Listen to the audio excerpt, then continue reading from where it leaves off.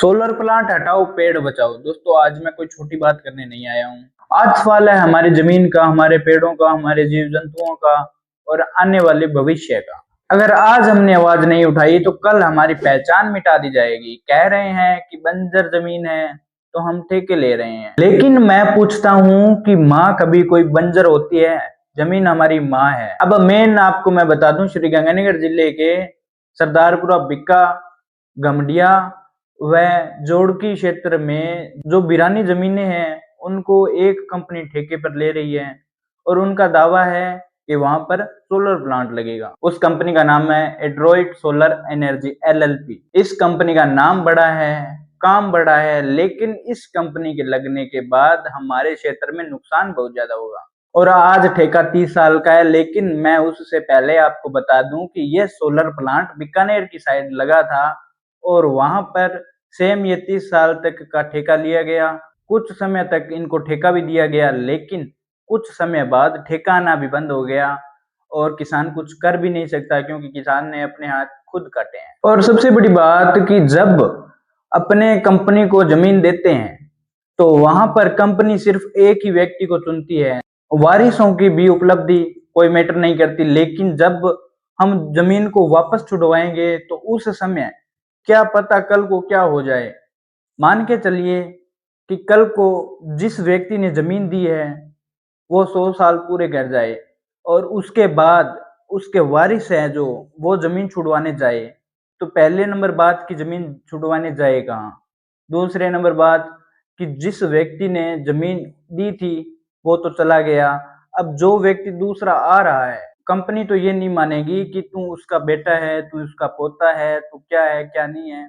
और कंपनी के सामने कोई जोर भी नहीं चलता है। मान के चलिए आज वो चले गए हैं, छुड़वाने गए हैं, तो उस परिवार के वारिस कितने हो जाएंगे? और जब तक सभी वारिस इकट्ठा न हो तब तक कोई भी जमीन नहीं ले सकता है, ये आपको भी मालूम होगा। अब मेरा एक साफ सवाल है कि क्या कंपनी वाले उस व्यक्ति के वारिस नामों के सिग्नेचर भी ले रहे हैं? और मैं आपको गारंटी के साथ कह सकता हूं, अगर आपने जमीन दे दी तो आपको क्या पता कि वो कंपनी कहाँ की है, कल को वो कहाँ जाएगी।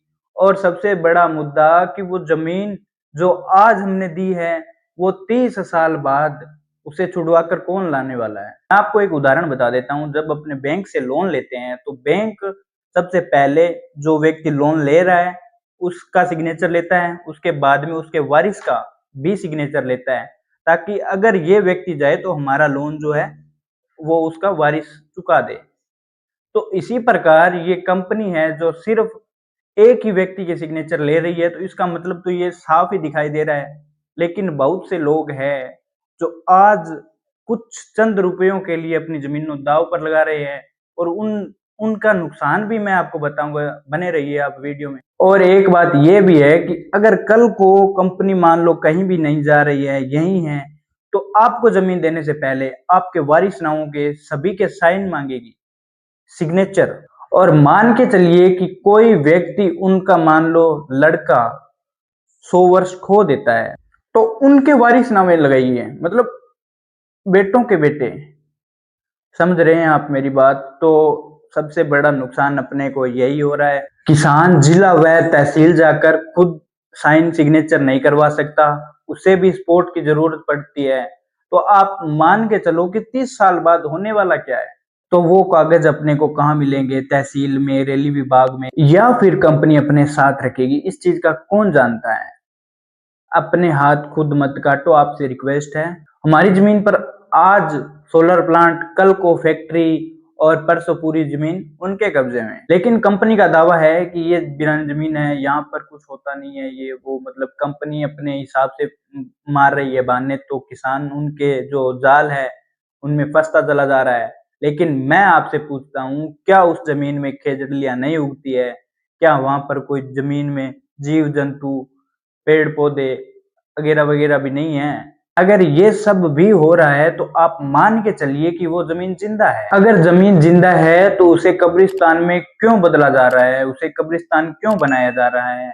और मैं आपको इस सोलर प्लांट लगने के कुछ नुकसान आपसे साझा कर रहा हूँ। सबसे पहले पेड़ों का विनाश।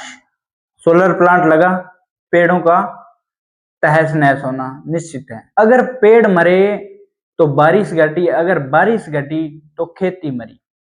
तो सबसे बड़ा एक तो ये भी नुकसान है, और दूसरा नुकसान है जीव जंतुओं का सफाया। जानवर नहीं, पक्षी नहीं, पैनल की गर्मी से जो पक्षी हैं वो मर जाते हैं। 30 साल तक जमीन पर धूप नहीं और नीचे बारिश नहीं। तो सबसे बड़ा नुकसान ये भी है कि 30 साल बाद जो मिट्टी है वो बहुत ज्यादा सख्त हो जाएगी। ये विकास नहीं, ये विनाश है। हम सोलर के विरोधी नहीं है, लेकिन सोलर लगे शहरों की छत पर, सोलर लगे फैक्ट्रियों की छत पर, आखिर ये किसानों की जमीनों पर ही सोलर क्यों लगा रहे हैं? विकास वही होता है जो इंसान और प्रकृति दोनों को बचाए। अब मैं आपको एक बात बता दूं कि 15 जनवरी जो 2 दिन बाद में आ रही है, 15 जनवरी को गांव सरदारपुरा बिक्का में सब लोग एकत्रित हो रहे हैं।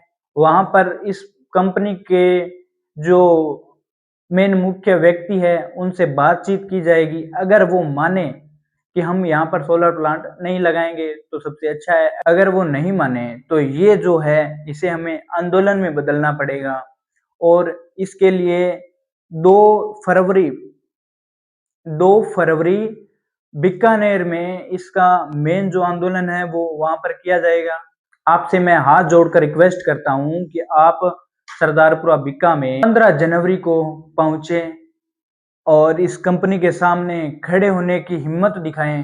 दोस्तों, अब हमें तय करना होगा कि जमीन या ठेका, पेड़ या पैनल, भविष्य या कुछ साल का पैसा। आप हमारे साथ बोलिए, सोलर प्लांट हटाओ, पेड़ बचाओ, जीव बचाओ, किसान बचाओ। अगर आज नहीं लड़े तो कल कुछ भी नहीं बचेगा। मिलते हैं दूसरी वीडियो में, तब तक के लिए न्यून बनाम राम राम।